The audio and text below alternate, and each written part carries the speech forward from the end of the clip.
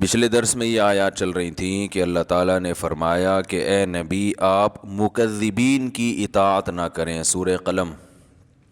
جو لوگ بھائی اس کو چلا دیں یار، جو انکار کرتے ہیں آخرت کا ان کو فالو مت کریں، کیونکہ جو آخرت کا انکار کرے گا نا اس کی زندگی کبھی بھی سیدھے راستے پہ نہیں ہو سکتی.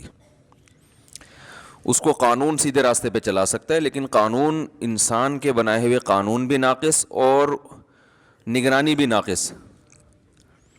لوگ کیمرے لگا دیتے ہیں، وہ کیمرہ ہی چوری ہو جاتا ہے. تو اس لیے جب تک اللہ کا خوف نہیں ہو، آخرت میں جواب کا خوف نہیں ہو، تو انسان سیدھے راستے پہ چل ہی نہیں سکتا. ناممکن ہے یہ. وہ مشہور واقعہ ہے نا، ایک تو بیان شروع ہی واقعات سے ہو جاتا ہے، تو یہ پھر کیا کریں. وہ ایک تقریب میں ایک خاتون کا لاکٹ چوری ہو گیا، بڑا قیمتی لاکٹ تھا. اب میزبان نے اعلان کیا بھائی یہ بڑا قیمتی لاکٹ ہے، اللہ کا واسطہ جو جس کا ہے دے دو. لوگوں نے کہا ایسے تو جو بھی دے گا وہ پکڑا جائے گا، کہ وہ سب کو پتہ چل جائے گا چور ہے، تو چور کا راز بھی فاش نہ ہو اور لاکٹ بھی واپس آ جائے.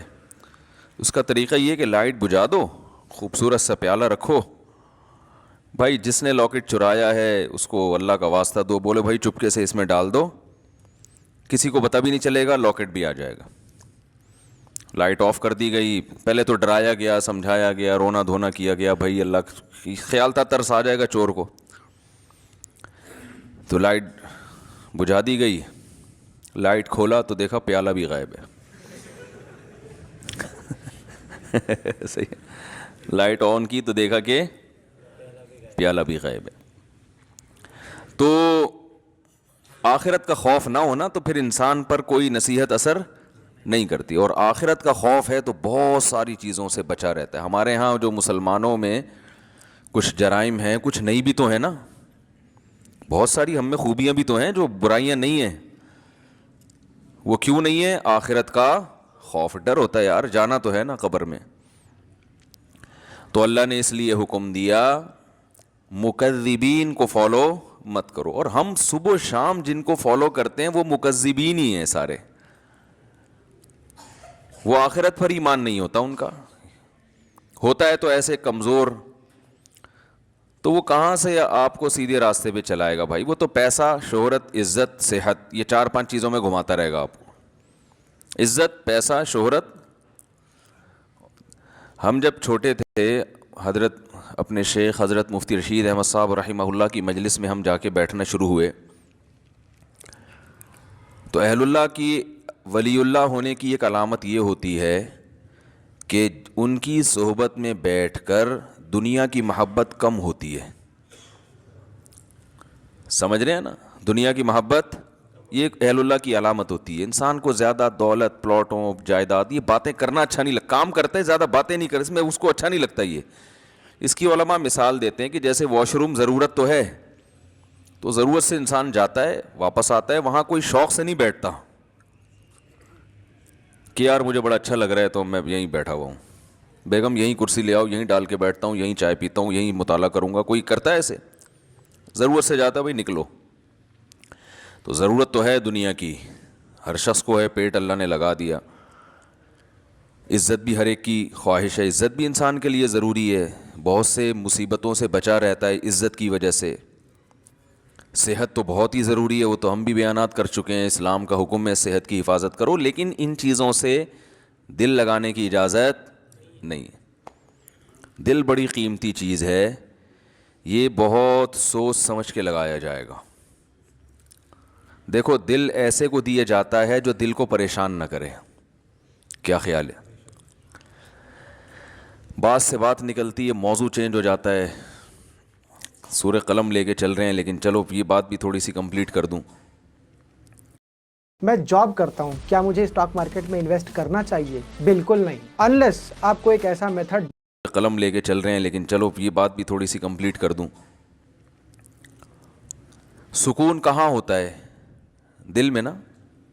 سائنٹیفک تو دماغ میں ہوتا ہے، میں بھی اس گہرائی میں نہیں جا رہا، کیونکہ بہت سے نا لوگ بیٹھے ہوتے کہتے ہیں بھائی یہ تو دماغ کی ساری، دل کا تو کام صرف پمپنگ کرنا ہے. تو شریعت نے تو ہر چیز کی نسبت دل کی طرف کی ہے نا. دل میں سکون، دل میں غور و فکر کرو. تو اس کی کیا وجہ ہے یہ ایک الگ ٹاپک ہے. ابھی میں اس پہ چلا گیا نا کہ بھائی اسلام نے دل کو کیوں متوجہ کیا کہ ان کے سینوں میں دل نہیں ہے یا ان کے دل سخت ہو چکے ہیں. سخت تو اصل میں ان کی کھوپڑی ہوئی ہوتی ہے، دماغ سخت ہو گیا ہوتا ہے، اثر نہیں ہو رہا ہوتا. تو وہ ایک الگ بات ہے، اس کے میں اشکال کے جواب دے بھی چکا ہوں، ابھی میں اس طرف نہیں جاؤں گا. لیکن عام محاوروں میں نسبت دل ہی کی طرف ہوتی ہے. بھائی ہم نے تمہیں اپنا دل دے دیا، اس کے تمہارے دل میں اس کی محبت نہیں ہے. تو اس محاورے میں آپ کی دل سے جو مراد ہوتی ہے میری بھی فی الحال وہی مراد ہے، تاکہ بات آگے چلے نا. تو سکون کا محل کیا ہے؟ دل. خوشی کا محل کہتے ہیں جگہ. خوشی کس جگہ پہ ہوتی ہے؟ دل میں ہوتی ہے. غم کہاں ہوتا ہے؟ دل میں. کہنا تم نے میرا دل دکھا دیا، تم نے تو آج میرے دل کو خوش کر دیا. تو انسان صبح و شام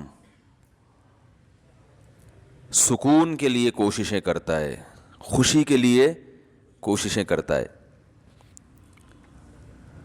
تو خوشی کے لیے انسان کی جو کوششیں ہوتی ہیں، تو جب ان کوششوں میں کامیاب ہوتا ہے تو خوشی محسوس کہاں ہوتی ہے؟ دل. تو پتہ یہ چلا، دیکھیں انسان خوش ہوتا ہے اپنی محبوب چیز کے ملنے سے، ایسا ہی ہے نا. تو دل کب خوش ہوگا؟ جب دل کو اس کی محبوب چیز ملے گی. دل چاہ رہا ہے یہ کھا لو، کھاؤ گے تو خوش ہو جاؤ گے. دل چاہ رہا ہے یہ کر لو، وہ کام کر لیا تو خوش ہو جاؤ گے. دل چاہ رہا ہے کہ یہ چیز مل جائے، گاڑی مل جائے، مل جاتی ہے تو دل کیا ہوتا ہے؟ خوش ہوتا ہے. تو سارا جو مسئلہ ہے نا وہ ہے دل کا.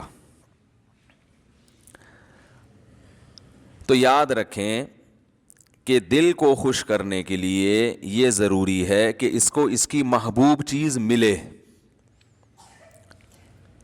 تو جن چیزوں سے دل کو پہلے سے محبت ہے نا وہ انسان کو ملتی نہیں ہے. ٹینشن والا مسئلہ یہ ہے. آپ کہیں بھائی جو اتنے لوگ خوش ہوتے ہیں ان کو ان کی دل کی پسندیدہ چیزیں مل جاتی ہیں تبھی تو خوش ہوتے ہیں نا. بھائی مسئلہ ایک دل میں بہت بڑا فالٹ یہ ہے کہ اسے اس کی جب محبوب چیز ملتی ہے تو اس کے دل میں اس سے زیادہ کی خواہش پیدا ہو چکی ہوتی ہے. سمجھ رہے ہیں بات کو؟ لہذا یہ پہلی مرتبہ میں تو اس سے خوش ہوتا ہے، اس کے بعد پھر یہ اس سے خوش نہیں ہوتا، اس سے زیادہ مانگتا ہے. ہمارے ایک دوست ہیں، اللہ نے ان کو مالی وسعت دی، وہ ایک زمانے میں بڑی غربت تھی، تو مجھے اپنا واقعہ بتا رہے تھے کہ یار جب ہم غریب تھے، مدرسے میں پڑھتے تھے، کہتے ہیں تو میں نے اس وقت کہیں سے ہمیں یاد ہے ایک پراٹھا آ گیا کہیں صبح ناشتے میں سوکھی روٹی ملتی تھی. تو کہہ رہے ہیں وہ پراٹھے کے نا ہم سب طلبہ نے ٹکڑے کیے، ایک ایک ٹکڑا، ایک ایک پراٹھا سب کو ملا، یعنی پراٹھے کا ایک ایک ٹکڑا سب کو ملا. کہہ رہے ہیں یار اس وقت اس میں اتنی خوشی سے ہم نے وہ ٹکڑا کھایا ہے کہ اب انڈے مکھن میں وہ مزہ نہیں آتا. وجہ کیا ہے؟ اس وقت غربت تھی، اس وقت پراٹھے کی محبت تھی. یار صبح روٹی کھا رہے ہیں، کسی دن پراٹھا مل جائے تو ایک ٹکڑا ملا تو دل اتنا خوش ہوا جتنا کوئی ڈیفنس کلفٹن میں رہنے والا مکھن کباب پہ خوش نہیں ہوتا. تو کہنے لگا یار اب تو سب کچھ مل رہا ہے لیکن وہ خوشی نہیں ہوتی. تو وجہ کیا ہے بھائی؟ جب اس سے کم مل رہا تھا تو دل میں پراٹھے کی خواہش تھی، جب پراٹھا ملنا شروع ہو گیا تو اب خواہشات اس سے. یہ جو بڑے بڑے مالدار لوگ ہیں نا ہمارے، اکثر سیاستدان، سارے نہیں، یہ کباب پراٹھے پہ تھوڑی خوش ہوتے ہیں. ان کو آپ بریانی کھلا دو، ان کو سیخ کباب کھلا دو، ملائی کیا، یہ تو غریبوں کے کھانے ہیں. بھئی اب کیا کھانا ہے؟ آپ نے کباب بھی کھا لیے، پراٹھے بھی کھا لیے، آپ نے جو ہے وہ نہاری بھی کھا لی، بریانی بھی کھا لی، برگر بھی کھا لیا، پیزا بھی کھا لیا، ایسی ایسی خوراکیں، ترکی کی ڈشیں آپ نے کھائی ہیں، جاپنیز ڈشیں آپ نے، جو ان کا دل چاہتا ہے کھاتے ہیں، لیکن ان کو اس میں وہ مزہ نہیں آتا. یہ کہتے ہیں وہ جائیدادیں کھلاؤ اب ہمیں. یہ کباب یہ تو ڈیفنس کلفٹن کے عام مالدار لوگ کھا لیتے ہیں یار، یہ کیا ہے؟ اب یہ اتنے ارب پتی بن چکے ہوتے ہیں کہ ان کی نظر میں اب یہ کباب بریانی کی کوئی ویلیو نہیں رہتی. اب جو بڑے بڑے سیاستدان ہیں ان کی خواہش کیا ہوتی ہے؟ بھائی جائیدادیں کھلاؤ یار ہمیں. اور جائیدادیں بھی یہ سرجانی ٹاؤن کی نہیں چاہیے ان کو، یہ چائنا پٹی، یہ تو غریبوں کی کرپشن ہے. وہ زیادہ دیں کچھ اسلام آباد کے کوئی پورا آدھا بحریہ ٹاؤن کھلا دو ہم کو. یہ اگر ان کو نہ ملے تو ڈپریشن میں چلے جاتے ہیں. عجیب مصیبت ہے. انسان ہمیشہ سے یہ حقیقت جانتا ہے کہ دل کی جب ایک خواہش پوری ہوتی ہے تو وہ اس سے بڑے کی خواہش اس میں پیدا ہوتی ہے. تو یہ عجیب بات ہے کہ یہ تو کبھی خوش ہو ہی نہیں سکتا. یہ ایک ایسی حقیقت ہے جس کو ساری دنیا کے سارے ماہرین مانتے ہیں, لیکن پھر بھی وہ دنیا سے محبت کرتے ہیں.